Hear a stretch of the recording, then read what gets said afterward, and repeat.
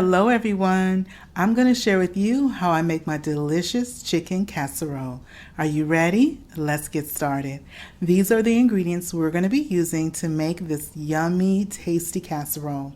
We're going to start off first with our veggies. Now we're using some carrots, and I'm using the small baby carrots, but you really just need one carrot to make this recipe. And we're going to chop them up into small pieces about the size of, say, like a kernel of corn, not too big.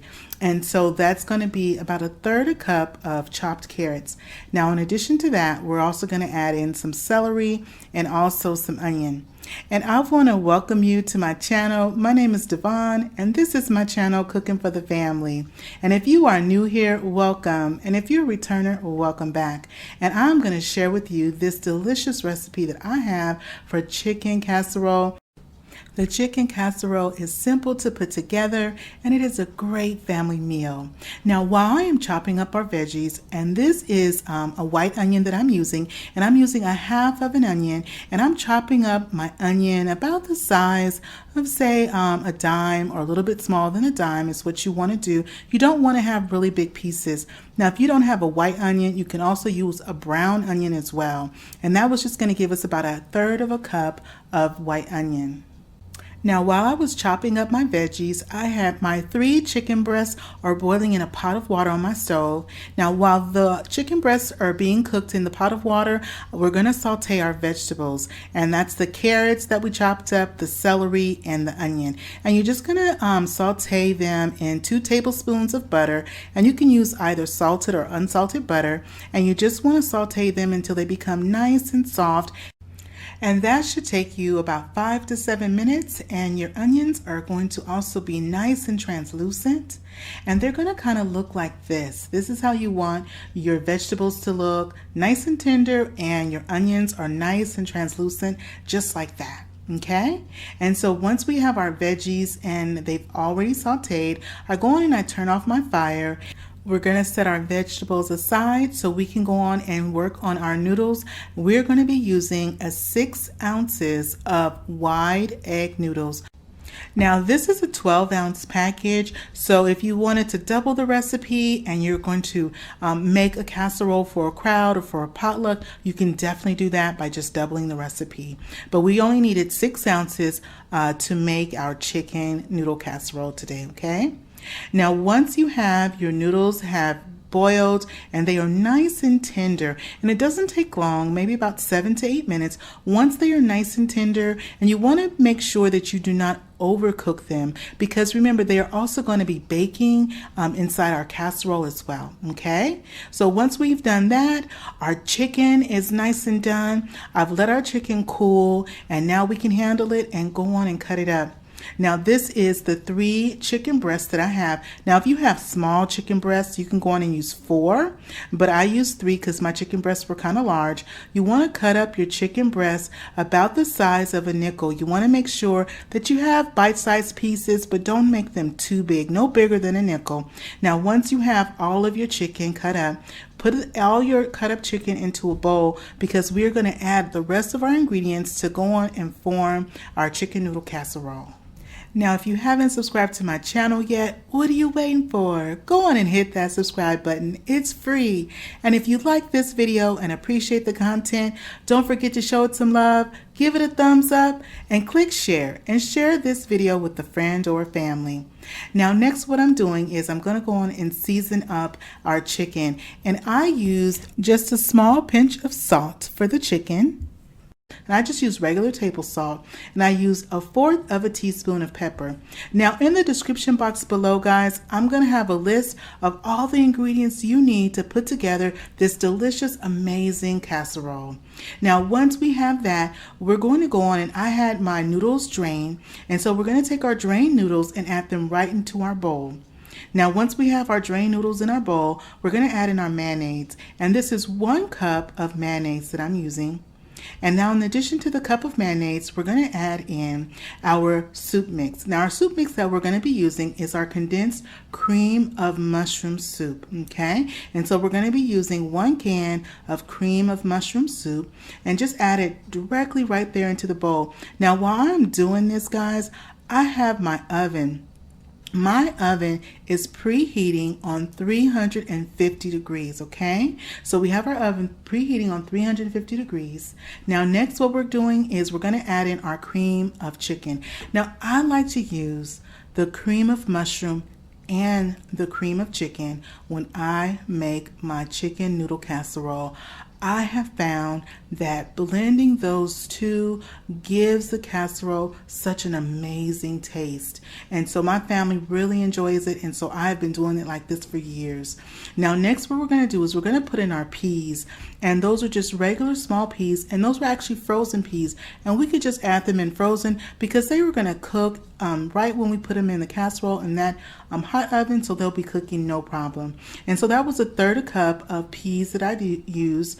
We had our sauteed vegetables, and I add the sauteed vegetables in, and then we also added in our milk, and you can use either whole milk or 2% milk.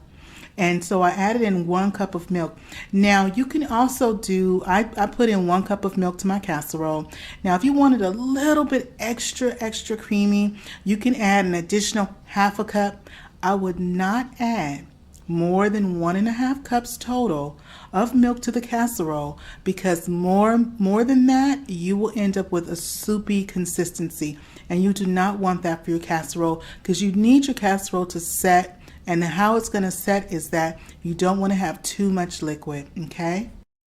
And now when you are mixing your casserole, you want to make sure that you don't have any pockets of the cream of soup mixture at all. So you want to make sure that you're mixing and stirring and blending from top to bottom. And you've also incorporated all of your milk as well with your casserole and your other ingredients. Now I take my 9 by 13 pan for my casserole, and I have 1.5 tablespoons of butter.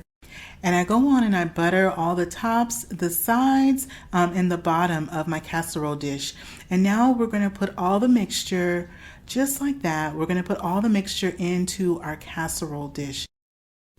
Now, once you have everything in your casserole dish, you want to be mindful that you want to even your ingredients out from edge to edge and make it nice and even, just like that, in your casserole pan.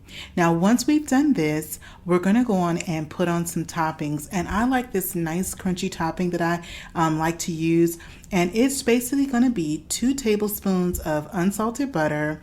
And we're also going to be using, and once you melt the butter, I melt my butter and I let it cool just for like a moment because you don't want it to be too hot. And to the melted butter, I'm going to add some plain breadcrumbs. And this is half a cup of plain breadcrumbs that I'm adding. And then you just want to give everything a stir. And you want to incorporate those breadcrumbs into the melted butter, and it's going to go from a dry look to more of a wet look. And make sure that you blend it really good and go all around the bowl, and eventually it's going to kind of look like wet sand is how you want your breadcrumbs to look. And so once you have your breadcrumbs, we're going to go on and sprinkle them all over the top of our casserole dish. Now the breadcrumbs, I love putting the breadcrumbs on, and my family really likes it. Now the breadcrumbs though are optional. If you don't want to use the crunchy breadcrumbs, you don't want to make a topping for your casserole, you would put foil on top of your casserole because you don't want it to dry out. The breadcrumbs are going to get nice and toasted in the oven as our casserole bakes. However, if you do not use the breadcrumbs, you don't want the top of the casserole to dry out at all. And so if you're not using the breadcrumbs, be sure to cover it with foil, all right?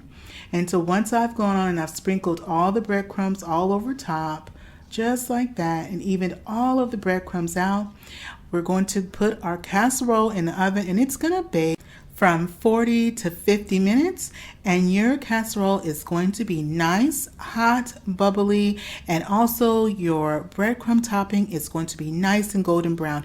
And that's what you're going to be looking for, a nice, hot, bubbling casserole. And let's see how we did. Wow, when you look at our casserole baked for 50 minutes. It has come out of the oven. It is hot. It is bubbling. Can you see that? Can you see how the casserole is nice and hot in the center? And that's what you want. You want your casserole to be nice and hot and baked all the way through. Well, let's go on and give our casserole a try and let's see how we did. Let's see how our dinner came out tonight, y'all. Oh, wow. It is looking, oh, you see that steam? It is still nice and hot. And I did actually let our casserole sit for about 10 minutes. I let it go on and sit for about 10 minutes before I started scooping up and serving us up some. But it is still nice, hot, and steamy. It's creamy. It's got those veggies in there. That bite's for you guys. Go ahead. That's your bite. Now, let me go on and give it a try. Let's see how we did. Oh my gosh, this is so good. This right here, y'all, that's the ticket. Well, I hope you give this recipe a try. And if you haven't subscribed to my channel yet, what are you waiting for? Go on and hit that subscribe button. It's free. And if you like this video and appreciate the content, don't forget to show it some love. Give it a thumbs up and click share. And share this video with a friend or family. Well, that is it for me today, guys. And remember, it is always good when Devon is cooking for the family. I'll see you on the next one. Bye-bye, everybody.